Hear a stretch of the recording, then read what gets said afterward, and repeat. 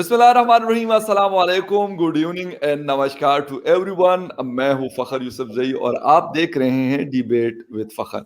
Debate with Fakhar में आज फिर एक दफ़ा बात होगी पाकिस्तान की और पाकिस्तान के साथ जुड़े हुए हिंदुस्तान की।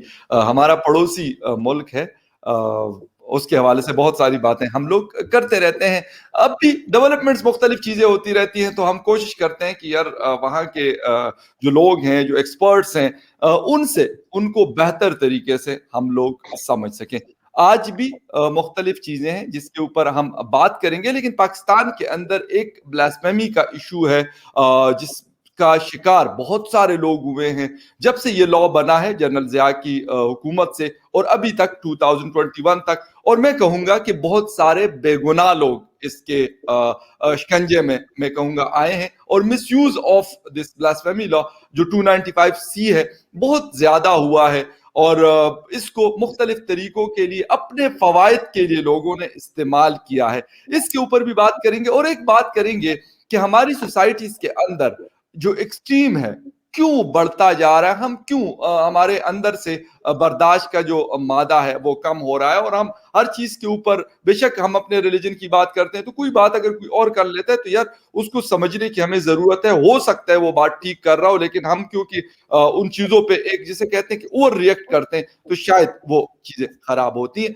इन सारी चीजों पे आज एक दफा फिर हमें ज्वाइन किया है आप सबके जाने माने और यकीन करें मेरे भी बहुत ज्यादा फेवरेट इंडियन चैनल्स पे तो मैं देखता रहता हूं उनको, लेकिन यहाँ पर मेरे यूट्यूब चैनल पे भी दूसरी उनके साथ मुलाकात है, रमनीक सिंह मान साहब। अगर मैंने नाम गलत लिया है तो मान साहब आप उसको रिकरेक्ट करवा सकते हैं, क्योंकि उन्होंने मुझे कहा था कि मैं स्पेलिंग ये है लेकिन यूं मेरा नाम बोला जाता है। तो अगर हमसे कोई गलती उसमें होती है तो मैं अपने सारे इंडियन दोस्तों को कहता हूं कि यार अगर ऐसा कोई होता है तो I am really sorry for that. मैं कोशिश करता हूं कि मैं आपका नाम जो है उसी तरीके से लूं जिस तरह का नाम है, क्योंकि एक छोटी सी बात इसमें सर शामिल अगर कर दो आपकी इजाजत हो तो, सुचारिता के साथ जब मैं शुरू से शो करता था तो उसको मैं सुचित्रा कहता था। तो एक दिन उन्होंने मुझे फोन किया, मुझे कहते फखर माय नेम इज सुचारिता। मैंने कहा ओके गॉट इट।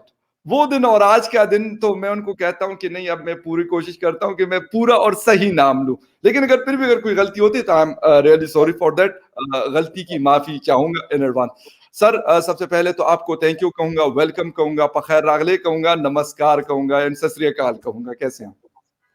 सत श्री अकाल, नमस्ते, जय हिंद। और नाम आप बड़े करीब आ गए। मेरा नाम रमनीक सिंह मान है और जिसको आप सुचारिता कह रहे हैं उनका नाम सुचरिता है।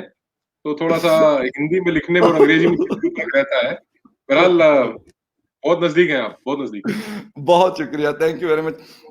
अच्छा सर, एक बात मतलब आपसे जो टॉपिक था ब्lasphemy के हवाले से, पाकिस्तान में इसके बहुत सारे केसेस आए और आपने यकीनन उसको मॉनिटर भी किया होगा, देखा भी होगा, पढ़ा भी होगा उस हवाले से। लेकिन अभी रिसेंटली एक केस हुआ, हमारे एक MNA है आमिर लियाकत साहब, और आलिम ऑनलाइन के नाम से वो प्रोग्राम जियो टीवी पे क्या करते थे, बहुत लंबा अरसा चलता रहा।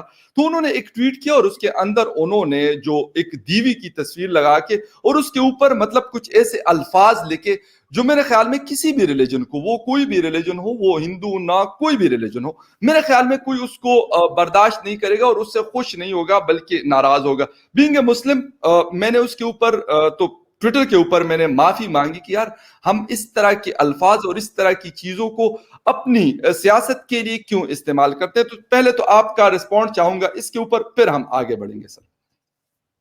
मैं समझता हूं कि ये जो आपके मुल्क में जो 295C की बात आप कर रहे हैं, जी। It is one of the most misused provisions of the PPC, Pakistan penal code का। सबसे ज्यादा मिसयूज हुआ कोई अगर कोई लॉ है या कोई एक्ट है या कोई प्रोविजन है तो वो 295C है। और ना सिर्फ अमूमन देखा गया है, बट ये एक गुंडागर्दी और एक दहशतगर्दी और एक इंटॉलरेंस को एक लीगल रूप इख्तियार कर रखा है कहीं पे भी किसी को भी। और मैं आपके मुल्क की अगर बात करूं, आपके मुल्क के हवाले से, तो 295C में कन्विक्शन से बहुत पहले मर्डर हो जाता है अक्यूज्ड का। और बाज दफा तो ऐसा हुआ है कि आपके मुल्क में कोर्ट रूम के अंदर गोली मारी गई है साहब। बाज दफा ऐसा हुआ है कि कोर्ट रूम के अंदर गोली मारी है। और जो ऐसे कातिल हैं, जो ऐसे मर्डरर्स हैं, उनको जो सबसे जो डिस्टर्बिंग बात है कि सेलिब्रेट किया जाता है। ऐसे लोगों को आपके कौम के लोग सिर पे बिठा देते हैं साहब कि तुमने बहुत शानदार काम किया। एक आदमी जिसका अभी ट्रायल चल रहा था, वो हो सकता है कि बरी भी होता कोर्ट से, पर उसको आपने कत्ल कर दिया। और बाज दफा जो माइनॉरिटी कम्युनिटीज हैं पाकिस्तान के अंदर, तो खैर हिंदू, सिख, क्रिश्चियन, जैन, बौद्ध बड़े मुख्तलिफ से रह गए हैं। मेरा ख्याल है कि आइंदा सालों में हो सकता है कि इमरान खान साहब या कोई और भी अगर वजीर आजम हो, तो वो फोन करके पर्सनली विश कर सकता है दिन त्योहार पे। इतने कम रह गए हैं आपके मुल्क के अंदर। तो उसका एक बड़ा कारण ये भी रहा है कि ब्लास्फेमी में आपके जो प्रोविजंस हैं वो बड़े खतरनाक प्रोविजंस हैं, और लाइफ सेंटेंस और डेथ पेनल्टी और जाने क्या क्या उसके अंदर प्रोविजंस है।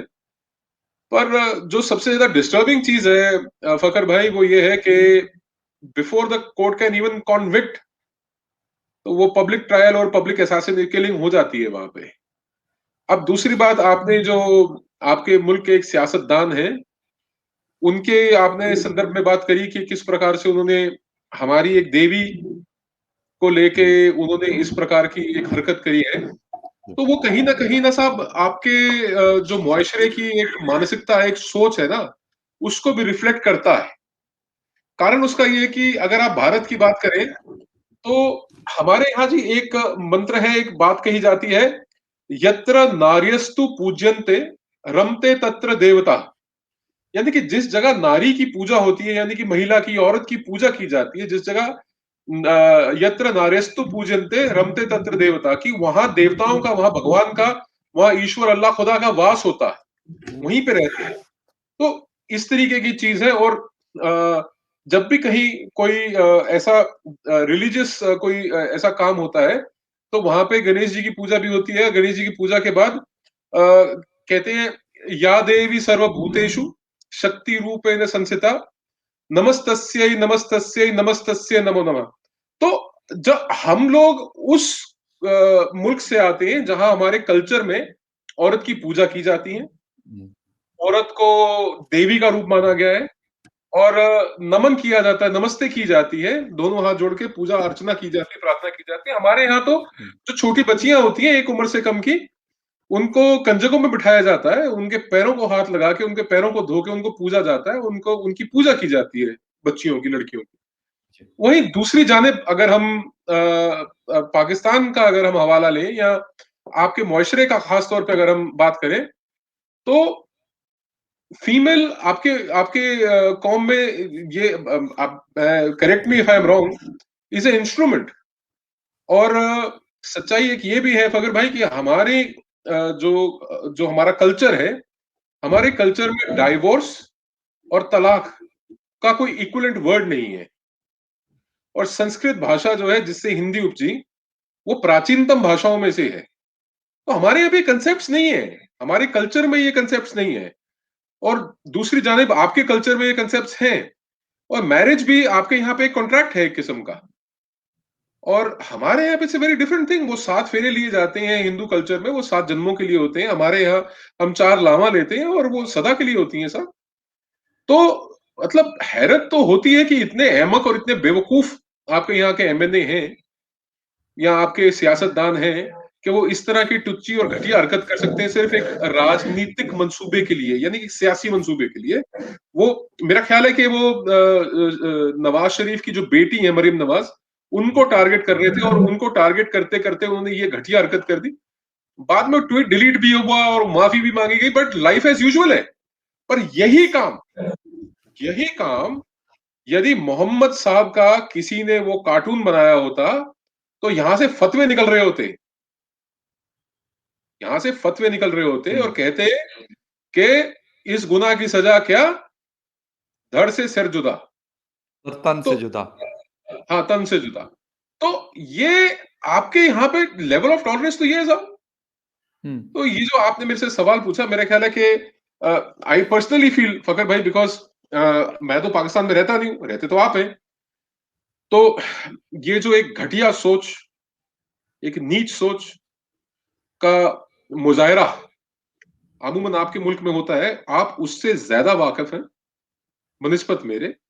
जी। और मैं समझता हूं कि बेहतर किसी भी मुआशरे के लिए होगा कि जो आधी आबादी है, जिनको हम अपनी इज्जत मानते हैं, निकाह से पहले हमारी माएं, हमारी बहनें, हम्म। वो जब, और वही माँ, वही बहन या वही औरत जब बीवी का रूप इख्तियार करके किसी और के घर में जाती है, तो उसकी उतनी ही इज्जत होनी चाहिए, बल्कि ज्यादा होनी चाहिए, कि वो अपना घर छोड़ के आपका घर बसाने आई है, और राइट। आपका जो खानदान है उसको आगे बढ़ाने के लिए उसने अपना घर छोड़ा है। तो कहीं ना कहीं राइट। वो एक इज्जत होती है, पर उसका रूट कॉज ना, फगर भाई माफ करना, बट वो इस्लाम में ही है, उसका रूट कॉज भी, वो बीमारी की जड़ें भी इस्लाम में ही है। और जिस तरीके से हदीस के अंदर सजाएं मुकर्रर की गई हैं, जिस तरीके से अभी थोड़े दिन पहले आपके यहाँ पे एक डिबेट चल रहा था, वो 25,000 रुपए लड़की से लेंगे उसके टेस्ट के लिए।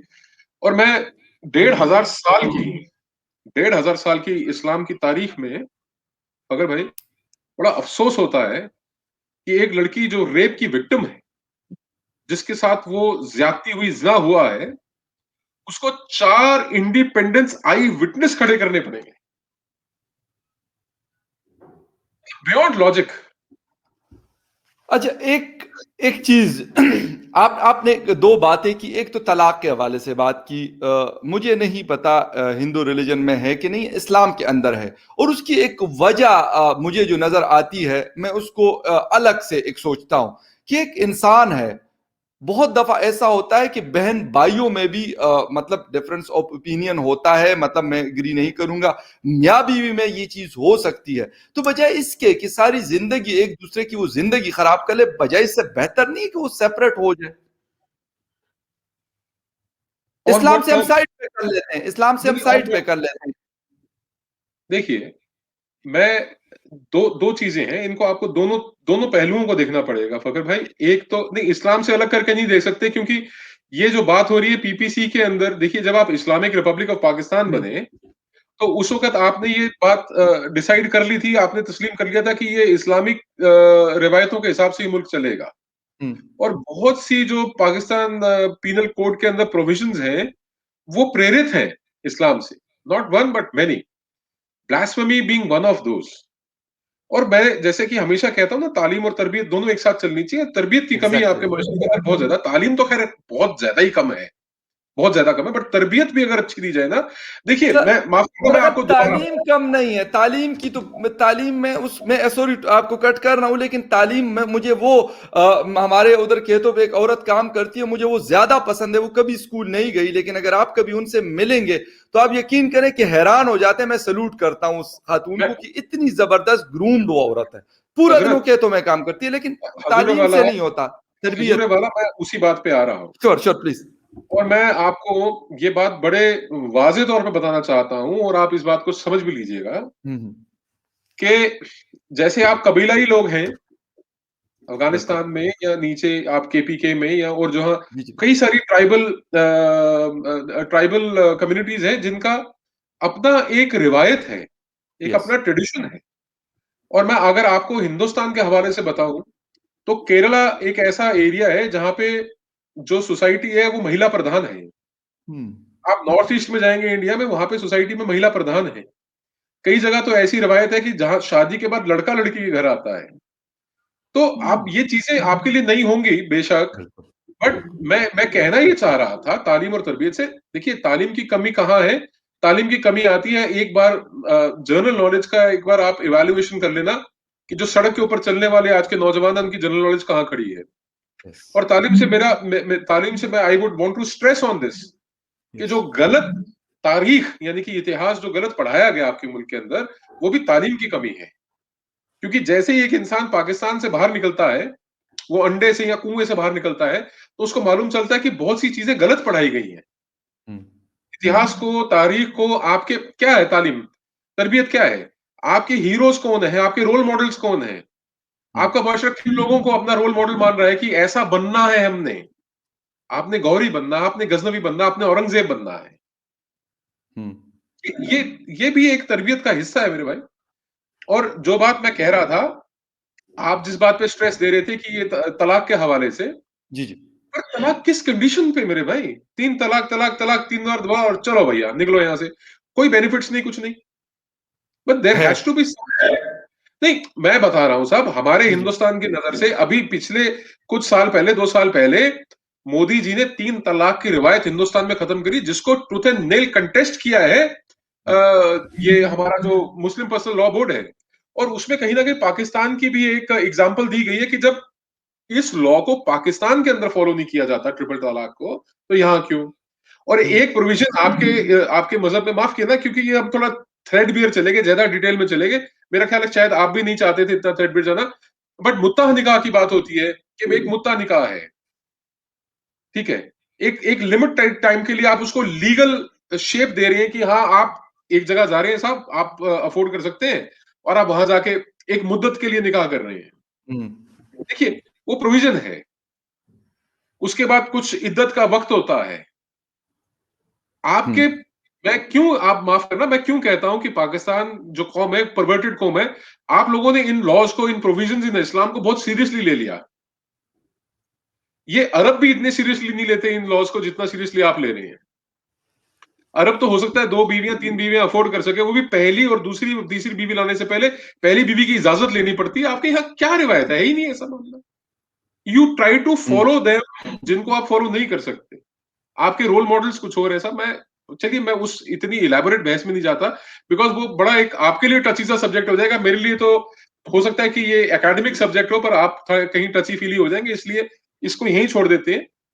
क्योंकि फिर इस बात को अच्छा। लेके फिर ये भी बात जाएगी, फिर ये भी बात जाएगी एक बहुत छोटी बच्ची से किसने निकाह किया था, और उस मैरिज को मुकम्मल कैसे किया गया, किस एज पे। और जहां पूरी दुनिया के अंदर ये एक रवायत है कि 18 years of age should be the minimum marriageable age for a girl, और इस्लाम में वो है कि वो मेच्योरिटी यानी पुबर्टी के ऊपर वो कहते हैं कि साहब अब हम्म। निकाह किया जा सकता है। तो कई सारी डिस्क्रिपेंसीज हैं, अपन उसके अंदर नहीं घुसते। अपन जो आज का आपका टॉपिक है उसके ऊपर स्टिक करते हैं। अच्छा, आपने वो लैपटॉप सही की है। बात करी। नहीं नहीं, मैं एक छोटी सी बात आपको यहाँ पे बता दूं।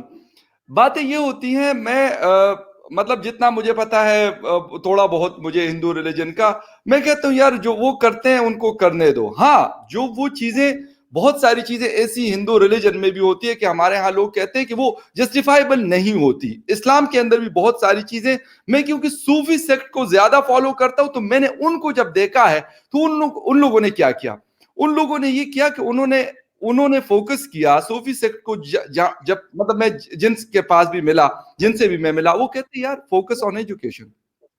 जो हमारी दुनिया की एजुकेशन है, यूनिवर्सिटी में जाओ, इंजीनियर बनो, डॉक्टर बनो, फला बनो। बिलीव मी कि मैंने 10-15 साल मुझे हो गए कि मैं जाता हूँ, वो फोकस यही करते हैं कि यार आप अगर एजुकेशन में होंगे तो आप दुनिया का मुकाबला कर सकते हैं। अगर आपके पास तालीम नहीं है तो आप किसी को, लेट सपोज आप अमेरिकन को जाके कहते, मैं कहता हूँ तबलीग करते हैं आप इस्लाम की, तो आप किस लैंग्वेज में करेंगे? उर्दू में करेंगे, पश्तो में करेंगे, किस में करेंगे? और वो आपकी बात सुनेंगे क्यों? ये असल में ये बहुत सारे मसाइल हैं। उसका सिर्फ मैं अगर मैं कहता हूं ना कि इस्लाम, तो सिर्फ इस्लाम नहीं, उसमें हम लोगों का बहुत बड़ा रोल है और हमारा बहुत गंदा रोल है उसके अंदर। सर एक बात हम कर रहे थे कि टॉलरेंस बिफोर हम यू नहीं। आस्क योर क्वेश्चन, आप अपना जी जी, सवाल पूछे। मैं सिर्फ एक लाइन आपसे कहना भी श्योर श्योर, चाहूंगा, अगर आप उसका जवाब देना चाहें तो बेहतर है। कोई आपके मसला मुल्क का एक प्रोफेसर हमारे टीवी पे बहुत आता है साहब, और वो डॉक्टर कमर चीमा उसका नाम है। तो साहब, ये ऐसे अगर आपके टीचर होंगे, ऐसे अगर आपके प्रोफेसर होंगे, ऐसे अगर आपके मुल्क में डॉक्टर होंगे, तो एजुकेशन सिस्टम का ये तालीम और तरबियत कहाँ जा रही है? कहाँ जा रही है तालीम? कहाँ जा रही है मैं, तरबियत? मैं, कहाँ जा रही है तरबियत?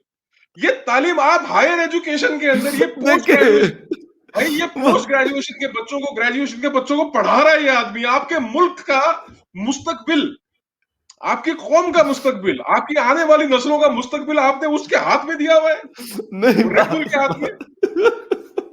रेड बुल के हाथ असल में में, रखा आपने। पता है, पता है, मतलब मसला ये है कि मतलब उनका मसला पॉइंट, ये है मसला ये है कि आपकी तालीम के अंदर भी क्वालिटी नहीं है, आपकी तरबियत के अंदर भी क्वालिटी नहीं है। माफ करना मेरे को, और कमर को मेरी तरफ से कहना कि रमनीक मान ने तुम्हारे को एक बार और जय हिंद बोला है। जय हिंद। नहीं, जय हिंद में भी कहते तो मैं पाकिस्तान जिंदाबाद के तो मैं जय हिंद भी कह सकता हूँ, उसमें कोई वो कुछ तो ये कमी क्या नहीं है आती। यार, ये मतलब आप बताओ ना, आपके एजुकेशन स्टैंडर्ड्स क्या है आपके मुल्क के?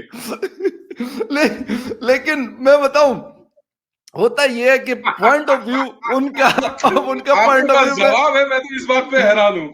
मैं दीजिए आप, मैं सुनना चाहता हूँ आपका जवाब। मैं उसके ऊपर इसलिए बात नहीं करूंगा क्योंकि वो खुद है नहीं। अगर वो हमारे साथ बैठे होते तो ज्यादा ले लो बेहतर ले लो होता। और वो ले लो। ये नहीं, अभी तो पता नहीं क्योंकि मेरी बात उनसे नहीं हुई, तो आई डोंट थिंक सो कि अभी वो मतलब किस वो उसमें होंगे, क्योंकि 10 बज रहे हैं यहाँ पर, तो मुझे नहीं पता। लेकिन किसी दिन मैं बिठाऊंगा, तो मैं इसलिए इस बात पे अच्छा, बात नहीं कोई करूंगा। 7 उसकी बजे के वजह बाद ये तो कोई 10 बजे के बाद? नहीं नहीं, मेरा मतलब ये है मैं, मेरे कहने का मतलब ये कि मैंने उसको उनको बताया नहीं है। शायद बता देता तो मैं भी कि वो आ जाते, लेकिन किसी ओहो दिन हम ये इसके ऊपर ना उनके साथ जो आप जो डॉक्टर कमर चीमा साहब कहते हैं, वैसे वो सिर्फ कमर चीमा साहब लिखते हैं, तो उनके साथ एक डिबेट करेंगे, उनके साथ अच्छा, एक डिबेट करेंगे, और आपकी और उनकी, क्योंकि उनके बिहाफ पे मैं अगर बात करूंगा तो वो गलत हो जाएगी ना। हम उनसे डायरेक्ट पूछेंगे कि सर, क्योंकि वो यूनिवर्सिटीज में पढ़ाते हैं, मैंने मतलब 2 यूनिवर्सिटीज में मतलब एक यूनिवर्सिटी में तो मैं किसी प्रोजेक्ट में काम कर रहा था, तो मैं वहां मिला उनसे, यूनिवर्सिटीज में पढ़ाते और दूसरी यूनिवर्सिटी जहां पे अभी वो है मेरे ख्याल में, क्योंकि मेरी कुछ दिन पहले बात हुई थी, तो कह रहे कि अब मैं वो दूसरी नेशनल यूनिवर्सिटी में पढ़ा रहा हूँ, तो वहां का मुझे नहीं पता, लेकिन वहां पे भी पढ़ा रहे हैं, क्योंकि पढ़ाते हैं, फिरते रहते हैं, एकेडमिया से उनका चलिए ताल्लुक है। आगे बढ़ते हैं, कोई बात नहीं। अच्छा, एक बात हम कर रहे थे एक्सट्रीमिज्म की। एक्सट्रीमिज्म हमारी सोसाइटीज के अंदर, आपने शुरू में मुझे कहा कि नहीं जी हमारी सोसाइटी में नहीं, आपकी सोसाइटी में, मैं ये भी कह देता हूं हमारी सोसाइटी में बहुत पुराना है, और मुझे अफसोस है कि खत्म नहीं हो रहा, अब पता नहीं कब खत्म होगा। लेकिन हिंदुस्तान की सोसाइटी में सर, जिस तरीके से हम बात कर रहे थे कि कराची बेकरी के नाम से, हालांकि हिंदू मालिक है उसके, कोई मतलब मुसलमान मालिक नहीं है, या मुसलमान भी छोड़े कोई पाकिस्तानी नहीं है, जस्ट वो नाम था। मेरे इस्लामाबाद में यहाँ पे जो सबसे बड़ा मेन इलाका है, पार्लियामेंट के बिल्कुल सामने है, वॉकिंग डिस्टेंस पे, वहां डेली बिरयानी है। और आज से नहीं है, मेरे ख्याल जब से इस्लामाबाद बना है उसके फौरन बाद वो उनका आउटलेट खोला है। और यकीन करें, मेरा ऑफिस किसी जमाने में वहां हुआ करता था, तो मैं अगर डेली नहीं तो दूसरे तीसरे दिन मैं डेली बिरयानी से मंगवाया करता था, बहुत अच्छी थी, तो हमें पसंद है। कराची में बहुत सारे, मुंबई के नाम से बहुत सारे मतलब रेस्टोरेंट्स और ये चीजें खुली हुई हैं। अगर कल को पाकिस्तानी, क्योंकि पागलों की सर कमी नहीं है, यहाँ पर भी है अल्हम्दुलिल्लाह, बहुत ज्यादा है, तो कल को उठे कि बुलेरिया पहुंचे और कहे कि यार ये दिल्ली नाम तो ये हिंदुस्तान का है, मोदी जी वहां के प्राइम मिनिस्टर हैं, और इसको आप बंद कर दें या इसका नाम तब्दील कर दें, ये चीजें हम क्यों कर रहे हैं? और बड़े पढ़े लिखे लोग हैं, आई एम सॉरी मतलब टू से, कि इसके साथ मतलब पढ़े लिखे लोग हैं, कोई आम लोग नहीं है, अच्छे खासे पढ़े लिखे लोग हैं। इसका ब्लास्फेमी से क्या लेना देना है?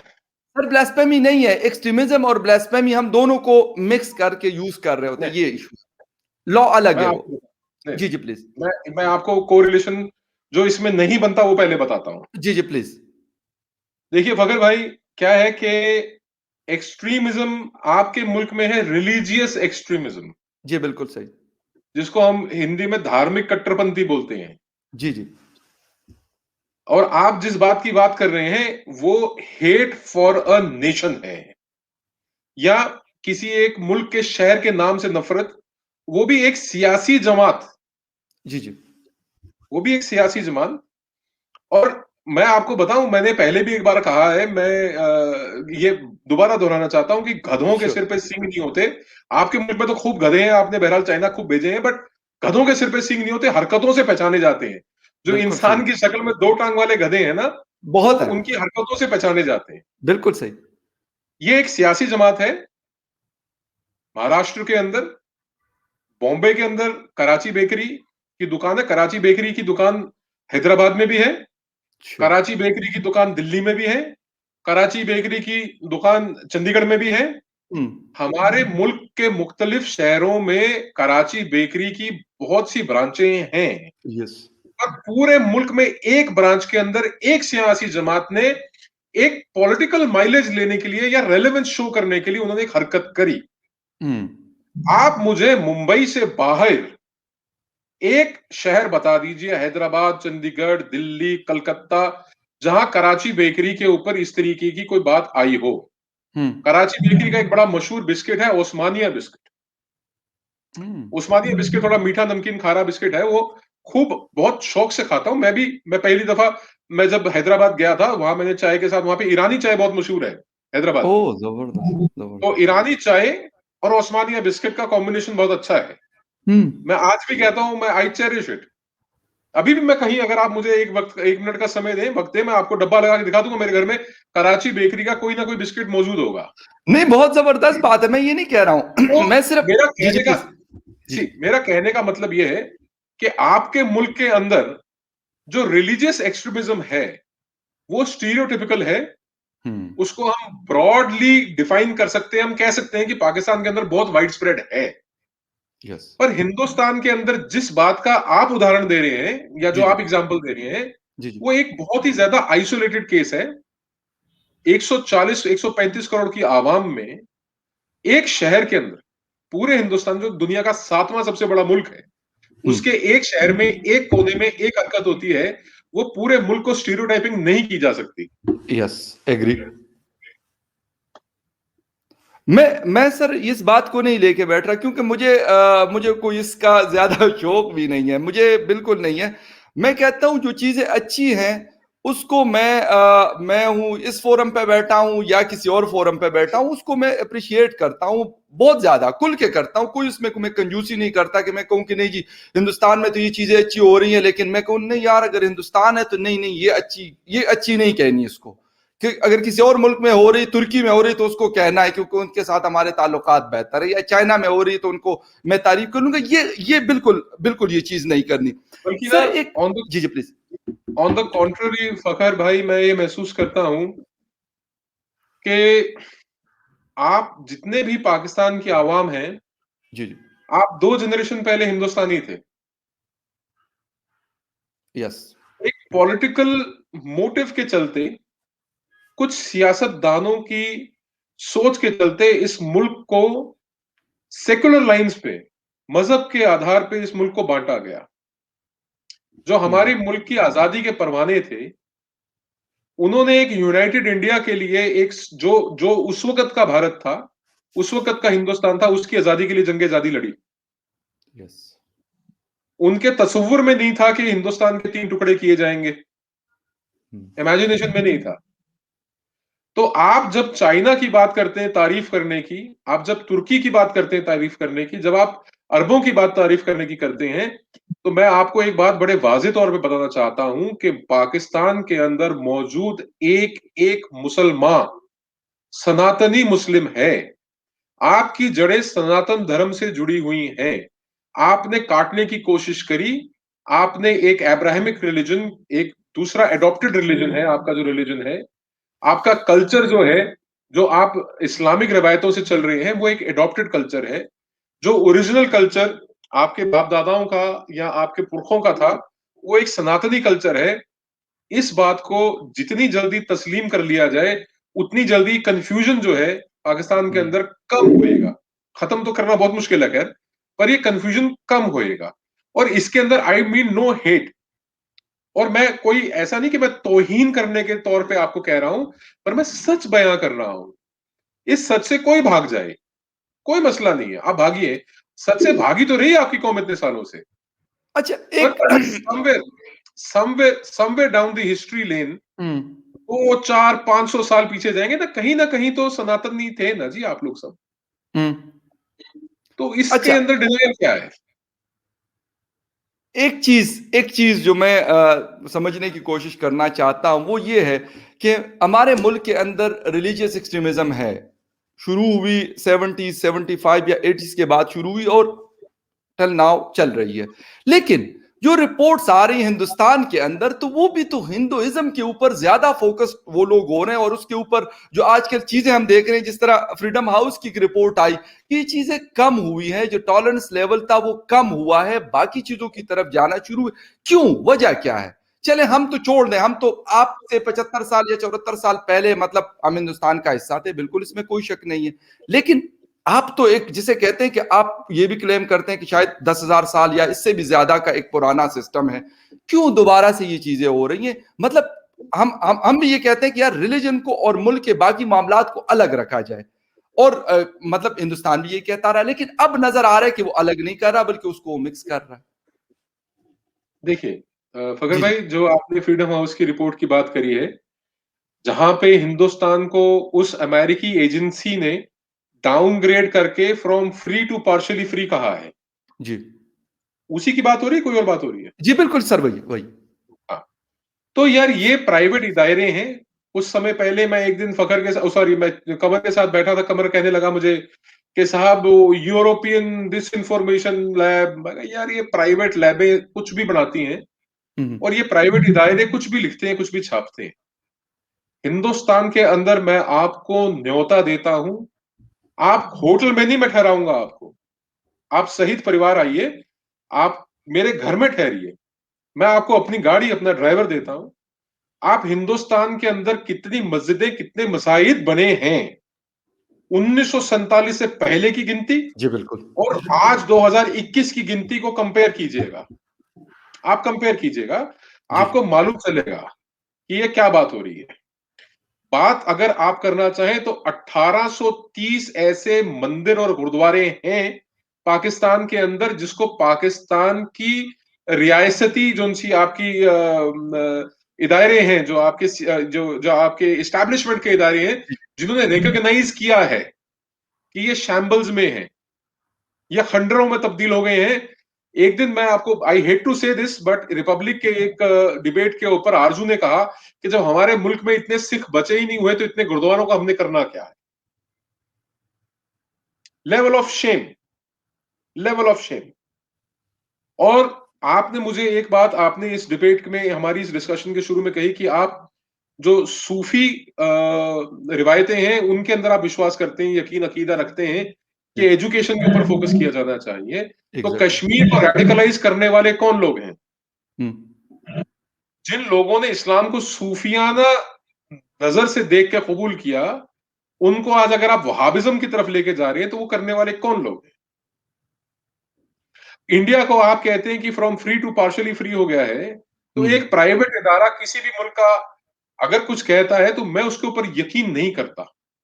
जिस दिन यूनाइटेड नेशंस की जनरल असेंबली के अंदर ये बात वोटिंग के बाद और पोलिंग के बाद साबित हो जाएगी, जब इस दुनिया के जितने मुमालिक हैं वो ये कहेंगे कि हिंदुस्तान अब फ्री नहीं रहा, पार्शियली फ्री है, तो शायद मेरे को कहीं शर्म की बात हो। पर मेरे को फख्र है मेरे भाई इस बात का कि मेरे मुल्क से ज्यादा रिलीजियस फ्रीडम किसी मुल्क में नहीं है। आपके मुल्क में तो बिल्कुल नहीं है। हम ब्लास्फेमी लॉ की बात कर रहे हैं, हमारे यहाँ पे कुछ यस। एग्जिस्ट करता तो ना मेरे मुल्क में हिंदुओं के अलावा कोई और धर्म जिंदा रहता और ना कोई प्रॉस्पर करता, और जितने मसाइदों की बात हो रही है इतने मसाइद भी ना होते। और मैं आपको एक बात बताऊं, हिंदुइज्म यानी कि जो सनातन धर्म की जो वो पेड़ है, जी जी। उस पेड़ में से कई अलग अलग शाखाएं, शाखा समझते हैं, ब्रांचेस, टहनियां निकली हैं। यस। जैनिज्म हो, बौद्धिज्म हो, सिखिज्म हो, और मुख्तलिफ ऐसे अलग अलग बिलीफ सिस्टम्स हैं। हम लोग सब बहुत टॉलरेंट हैं, बहुत टॉलरेंट हैं। दूसरे मजहबों की तरफ, दूसरे बिलीफ सिस्टम्स की तरफ हम लोग बहुत टॉलरेंट हैं। और इनटॉलरेंस, माफ करना, इस्लाम में कितनी ज्यादा है आप मेरे से बेहतर जानते हैं। तो ये बात अगर आप मेरे को कहें फगर भाई कि किसी एक प्राइवेट ऑर्गेनाइजेशन ने अमेरिका की हिंदुस्तान को फ्री टू पार्टली फ्री कह दिया है, अरे मैं क्या, वो मैं ऐसा कोई गंदा वर्ड यूज नहीं करना चाहता, हमारे को फर्क नहीं पड़ता यार। खाक में मिलो असल तुम जाके, क्या करना, तुम्हारी तुम्हारी रेटिंग से तुम्हारे तक में नहीं चाहिए हमारे को। हमारे को फर्क नहीं पड़ता, हमारा मुल्क फ्री है। सही सही और सही, आपको लेकिन एक बड़ी जी दिलचस्प जी। बात और बताता हूं मैं। अब मेरे को पता नहीं है कि इस्लाम की नजर से पाकिस्तान में किस तरीके की बातें होती हैं। आप अजमेर शरीफ जाइए, आप विभिन्न अलग अलग, बरेली शरीफ जाइए, आप कलियर शरीफ जाइए, ऐसी जितनी मुख्तलिफ दरगाहें हैं हिंदुस्तान के अंदर, उनके अंदर आपको मुसलमानों से ज्यादा हिंदू मिलेंगे। हमारा मुल्क अगर फिर भी फ्री टू पार्शियली फ्री है, तो हमारे को ऐसी किसी रिकॉग्निशन की जरूरत नहीं है।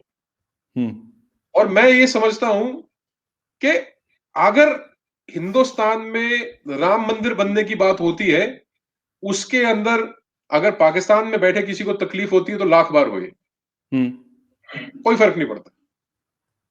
अगर हम इस मुल्क के अंदर इस बात को तस्लीम कर सकते हैं कि मसाजिद हैं और बहुत सारे हैं और बड़े हैं, और हमारे मुल्क के अंदर डाटा है, रिकॉर्ड है कि 1947 में मुस्लिम इज टू अदर्स की रेशो क्या थी। हालांकि ये डिस्कस करने की बात नहीं है, मेरे को करना नहीं चाहिए डिस्कस आपके साथ, क्योंकि मेरा मुल्क इतना फ्री मुल्क है। मैं 135 करोड़ हिंदुस्तानियों की बात करता हूं, मैं उनको डिवाइड करके देखना नहीं चाहता मुख्तलिफ मजहबों में।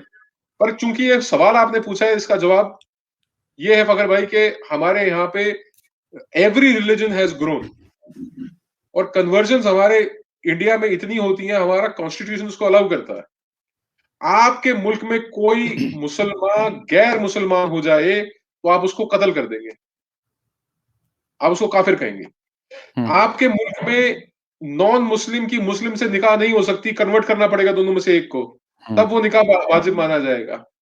हमारे यहाँ पे स्पेशल मैरिज एक्ट है, हम लोग रिकॉग्नाइज करते हैं इस चीज को। तो वो बातें डिस्कस करने की नहीं है फकर भाई, बट लेकिन देखें अब रिलीजन, नहीं नहीं एक चीज सर मैं आपसे डिसएग्री करूंगा इस पे। रिलीजन के अंदर अगर कोई चीज है, हिंदू धर्म के ऊपर अगर मैं कहूंगा कि यार उधर अगर निकाह का सिस्टम इस तरह होता है और इस्लाम में इस तरह का होता है, तो माफी चाहूंगा, माफी वो चाहूंगा, नहीं आप नहीं मेरी सर, मुराद नहीं नहीं समझे। नहीं सर, नहीं नहीं, मैं उस पे बिल्कुल नहीं होता। ठहरिए, मैं ठहरिए, मुझे मेरे को प्लीज 10 सेकंड का रिबटल दीजिए प्लीज। Sure sure sure. मेरे कहने की जो मुराद है ना, मेरे कहने की मुराद फकर भाई ये है कि हमारे मुल्क में कॉन्स्टिट्यूशनल मैंडेट है, कॉन्स्टिट्यूशनल एक्सेप्टेबिलिटी इन चीजों के लिए, एग्जैक्टली तो आपके मुल्क में नहीं है। मैं ये कहना चाह रहा था। और जो आप बात कर रहे हैं, मैं दो चीजें उसमें ऐड कर दूं साथ उसके, वो ये है कि अगर हम किसी कंट्री की नेशनलिटी लेते हैं तो उसके लिए कोई मतलब प्रोसीजर होता है। अगर मैं हिंदुस्तान की नेशनलिटी लूंगा या आप किसी और मुल्क की लेंगे या मैं किसी यूरोपियन मुल्क में जाऊंगा तो उसकी अपनी चीजें होती हैं। उसी तरीके से इस्लाम के अंदर भी उनके अपने फंडामेंटल्स हैं। वो बात हम उसका इस्तेमाल गलत करते हैं सर, मैं बिल्कुल ये मैं क्लियर कट कहता हूं कि हम उसका इस्तेमाल बहुत गलत करते हैं, अपने फायदे के लिए हम करते हैं। अगर फखर यूसुफजई को कहीं से फायदा हो रहा है तो वो इस्लाम का राग अलापेगा, अगर उसको फायदा नहीं हो रहा है तो उससे दूर हो जाएगा। मसला सिर्फ ये है, रिलीजन के अंदर हमने बहुत सारी चीजें गड़मट की हुई है। आप बात कर लें प्लीज। मेरे मुल्क का आईन, मेरे देश की कॉन्स्टिट्यूशन, मुझे फख्र है, मेरे को गर्व है इस बात का कि किसी को भी मजहब की नजर से नहीं देखता। Law is equal for everybody. Yes बिल्कुल। और बहुत सी फॉरेन मिशनरीज हैं, बहुत सी फॉरेन ऐसी फंडेड या एडेड जमातें हैं जो हिंदुस्तान में बहुत बड़े पैमाने पे कन्वर्जन्स का काम कर रही हैं, रिलीजियस कन्वर्जन्स का काम कर रही हैं। और वो क्यों कर पा रही हैं? क्योंकि हमारे कॉन्स्टिट्यूशन इस चीज को अलाउ करता है। आपके मुल्क में कत्ल कर दिए जाएंगे, एक्स्ट्रा जुडिशियल किलिंग्स आपके मुल्क में मैक्सिमम केसेस में, ब्लास्फेमी के केसेस में, मैक्सिमम केसेस में एक्स्ट्रा जुडिशियल किलिंग्स होती हैं। ट्रायल खत्म होने से पहले कत्ल कर दिए जाते हैं। आपके मुल्क के अंदर ब्लास्फेमी लॉ को एक जिसे कहते हैं ना बदला लेने के लिए, to get back to somebody, बिल्कुल सर, रंजिश और पर्सनल रिवेंज को पूरा करने के लिए वो किया जाता है। और एक नॉन मुस्लिम को यह साबित करने के लिए मरना पड़ता है कि मैंने ब्लास्फेमी कमिट नहीं की। एग्जैक्टली ठीक है साहब, ये हमारे मुल्क में ऐसा कोई लॉ ही एग्जिस्ट नहीं करता। ये वाली बात 295 आप आईपीसी और 295 आईपीसी में अंतर यह है, 295 IPC is hurting religious sentiments. Hurting religious sentiments is not a blasphemy law, और उसके अंदर मौत की सजा या उम्र कैद की सजा नहीं है साहब। अच्छा एक चीज जो मतलब आपने कही, बिल्कुल 295C का इस्तेमाल इंतहा का मतलब जितना भी हुआ है मोस्ट ऑफ द टाइम वो गलत हुआ है। सलमान तासीर साहब की हम बात कर लें, आसिया बीबी साहिबा की हम बात कर लें, या भी पेशावर में आपने बात की, तो कोर्ट के अंदर उस बंदे को कत्ल किया गया जो अहमदिया सेक्ट से उसका ताल्लुक था। तो उसको इसीलिए कि यार ये मतलब उसने जो भी किया हुआ था वो एक अलग बात है, वो अदालत को डिसाइड करना था। और उसको वाकई उस लड़का, एक छोटा सा लड़का था कोई 22-23 साल का, कहते हैं कि ये गाजी हो गया। उसको फूलों के हार पहनाए गए। मैं इस बात से बिल्कुल मैं क्लियरली कहता हूं, लिखता हूं, बोलता हूं कि यार ये चीज गलत है, गलत है, गलत है। बेशक इसको कोई रिलीजन के साथ उसको जोड़े, कोई इसको किसी और चीज के साथ जोड़े, पाकिस्तान के साथ जोड़े या किसी और चीज के साथ, वो गलत है और वो गलत रहेगी। Thank you very much Ramnik Singh साहब, बहुत शुक्रिया आपका। बातें और भी बहुत सारी हैं क्योंकि आप ट्रेवल करके आ रहे हैं और टाइम भी हमारा काफी हो चुका है। तो फिर किसी और टाइम आई होप सो कि इसके ऊपर बहुत सारी बातें होंगी और कोशिश करेंगे कि कमर चीमा साहब, जो डॉक्टर कमर चीमा साहब आप जिनका नाम आपने रखा हुआ है, अगर वो आते हैं तो उनको मैं कहूंगा कि रामनिक सिंह साहब ने आपको बुलाया हुआ है और वो कहा हुआ है मुझे स्पेशली कि उनके साथ कोई जो है वो डिबेट हम करेंगे। मेरे को बहुत लंबे वक्त से कमर भाई रिक्वेस्ट कर रहे हैं एक बार बैठने के लिए, और मेरे को बिल्कुल वक्त नहीं लग रहा। मैं इतना मसरूफ हूं इस वक्त कि मैं आपको बयान नहीं कर सकता। और जरूर अगर आपके रिश्ते, अगर आपके माध्यम से एक बार बैठ के उनसे बात हो जाएगी। पर वो रिटोरिक बहुत ज्यादा करते हैं, वो प्रोपागैंडा बहुत ज्यादा करते हैं, प्रोपा भी करते हैं और वो गैंडा भी बहुत करते हैं। तो मेरे को जरा ना उनकी बातें कम समझ में आ रही है पिछले कुछ वक्त से। वो प्रोपागैंडा बहुत ज्यादा हो रहा है मेरे लिए ना। कोई मसला नहीं है। आप भी काफी नॉलेजेबल आदमी हैं माशाल्लाह से। मैं मतलब सुनता भी हूं आपको और टीवी चैनल्स पे भी, आपके टीवी चैनल्स पे हिंदुस्तान के, और मेरे साथ तो चले इत्तेफाक है कभी कभार बात होती रहती है। लेकिन नो डाउट मैं आपको सही बता दूं, बहुत अच्छा लगता है, बहुत सारी बातें होती है। और जो हमने रिलीजन के हवाले से बातें की, सर मैं एक बात आपको बड़ी क्लियर कट बता दूं, मैं मुसलमान हूं, इसमें कोई शक नहीं। लेकिन बहुत सारी चीजें बीइंग ए मुस्लिम जब हम गलत करते हैं सर, तो वो गलत होती हैं। मैं उसको कभी जस्टिफाई करने की कोशिश भी नहीं करता कि नहीं, ये अगर मैं मुसलमान हूं तो मैं कहूं नहीं इधर उधर की शुरू कर दूं। ये होना चाहिए। और बहुत सारी बातें आपकी, मैं कहता हूं 295C के हवाले से, ब्लेस्फेमी के हवाले से आपने मेरी दिल की बातें की हैं। जो मैं कहता हूं वो उससे भी आपने 2-3 कदम आगे और एक मैं क्लियर बात। आपसे एक मैं आपसे गुजारिश और करूंगा, क्योंकि आपके मुल्क के अंदर आपकी सुनी जाती हैं, आप सहाफी हैं, लोग समझते हैं। मैं अगर आप अपने मजहब की कदर करते हैं तो इस्लाम इस बात को कहता है कि दूसरे के मजहब की भी कदर करनी चाहिए। बिल्कुल। तो जो 1830, मैं सिर्फ इस्लाम के हवाले से बात कर रहा हूं, जो 1830 मंदिर और गुरुद्वारे आपके मुल्क के अंदर इस वक्त खराब हालत में कर रखे हैं, जो गवर्नमेंट ने आइडेंटिफाई कर रखे हैं, उनके ऊपर कोई अगर काम किया जाए तो मैं एक सलाम आपको पहले एडवांस में पेश करूंगा। और दूसरी बात, इनटॉलरेंस की इंतहा ना, मैं फकर भाई बिल्कुल ये आखिरी बात है, मैं इसके बाद नहीं कुछ कहना चाहूंगा। आपके जो मुल्क के क्या कहते हैं, मादरे मिल्लत, जब उनको आप गद्दार कह सकते हैं, जो मौजूदा आप आजाद जम्मू कश्मीर जिसको आप कहते हैं, उसके जो मौजूदा आप तथाकथित जो प्राइम मिनिस्टर हैं, राजा हैदर वजीर साहब। आजम आजाद जम्मू कश्मीर, हालांकि ऐसा कुछ एग्जिस्ट नहीं करता, वो बना रखा है नोमेनक्लेचर, उनके ऊपर अगर आप सिडेशन की एफआईआर दर्ज कर सकते हैं तो एक मेजॉरिटी का हिंदू, सिख, क्रिश्चियन या एक किसी और जो गैर मुसलमान है, या जो मुसलमानों में भी जो सुन्नी नहीं है, उसके साथ आप क्या कर सकते हैं, ये बात कोई ढकी छुपी नहीं है और बहुत वाजे है, बहुत वाजे है। पर मैं फिर भी आपसे ये गुजारिश करूंगा कि अगर आप ये ऐसी कोई आवाज उठा सकें जिससे कि वो 1830 जो हमारे मंदिर और गुरुद्वारे आपके मुल्क के अंदर जिनको तबाह और बर्बाद किया गया, उनके लिए अगर कुछ किया जा सके, तो मैं पहले सलाम पेश करता हूं भाई को।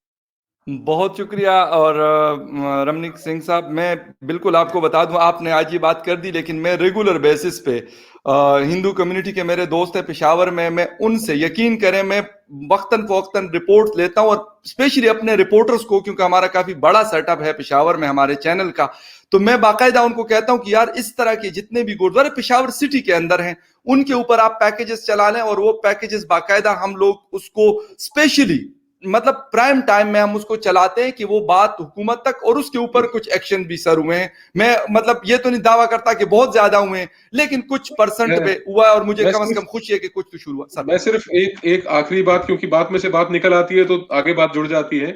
आप हिंदुस्तान आइएगा, मैं आपको जामा मस्जिद दिल्ली ले जाऊंगा, मैं आपको जामा मस्जिद दिल्ली के दीदार करवा के लाऊंगा। जरूर जरूर। अगर जरूर। आप इस्लामाबाद के अंदर मुझे उस जामा मस्जिद दिल्ली के साइज का सही। 10वें हिस्से का एक गुरुद्वारा या मंदिर दिखा देंगे ना साहब, तो मैं आपको सलाम पेश करता हूँ। इस पे हमारा मैं मुल्क फिर फ्री से भी ज्यादा फ्री है साहब, पार्शियली फ्री नहीं, हमारा मुल्क फ्री से भी ज्यादा फ्री है। सर मेरे मसाजिद के हवाले से मेरा मसाजिद के हवाले सर मसाजिद के हवाले से मैं हमेशा कहता हूं कि मसाजिद बहुत ज़्यादा हैं हिंदुस्तान के अंदर, शायद पाकिस्तान से ज़्यादा मस्जिदें हैं। असल बात ये होती है, मैं कहता हूं कि मस्जिद बनाने से ज़्यादा बेहतर है कि हम अच्छे इंसान बन जाएं। नमाज तो हमें नमाज हमारी गाड़ियों में पड़ी होती है, कहीं पे भी मोटरवे के क्या ऊपर। बात मैं उस दिन आ रहा था, मेरे फादर मेरे साथ थे, हमने चादर बिछा दी, क्या हमने उस पर नमाज पढ़ ली। मगरिब के टाइम हम इस्लामाबाद आ रहे थे वापस, तो वो क्या कोई बात मसला नहीं है। लेकिन असल क्या चीज बात होती है हमें अच्छा इंसान बनना और दूसरे की रिस्पेक्ट करना। सिर्फ ये नहीं है कि हम कहें कि हम मुसलमान है तो हमारा रिलीजन सबसे ऊपर और बाकी के रिलीजन को हम मतलब डिग्रेड करें, उसको कोई बुरा भला कहें। मैं इस्लाम में कहीं एक पे मेरा ऐसा नहीं। आखिरी आपसे मशवरा है, आप बिल्कुल तुरंत प्रभाव से ना, इमीडिएटली आप पत्रकारिता, ये सोहाफी जो है जर्नलिज्म छोड़ के आप प्रोफेसर बन जाइए किसी यूनिवर्सिटी में। सर मसला ये है कि प्रोफेसर तो मैं बन जाऊंगा, लेकिन आपको पता है जो प्रोफेसर मेरी तरह का सोचते हैं वो बेचारे जो है ना, वो आपको पता नहीं है कि उनके साथ क्या हो रहा है। हमारे हफीज साहब अभी मुल्तान में, वो भी ब्लास्फेमी लॉ की वजह से पिछले 6 सालों से जेल में है। और हम बहुत सारे जर्नलिस्ट हैं डॉन के और मेरे जैसे और बहुत सारे दोस्त हैं, हम कैंपेन चलाते रहते हैं उनके लिए वक्तन फवक्तन कि हफीज साहब को फ्री कर दें यार, उसने कुछ ऐसा कुछ भी नहीं हाफिज किया साहब हुआ। का तो पूरा नाम लो। हफीज इकबाल है गालिबन, लेकिन मैं वो रीचेक करके मैं आपसे शेयर तो कर लूंगा शहीद नहीं सर। होना चाहिए। मैं तो उसके लिए तो हम मैं कह कोशिश रहा हूँ बहुत शहीद नहीं ज्यादा होना चाहिए। मैं कह रहा हूँ शहीद नहीं होना चाहिए। अब बाकी नहीं हाफिज कोई सैयद भी हो।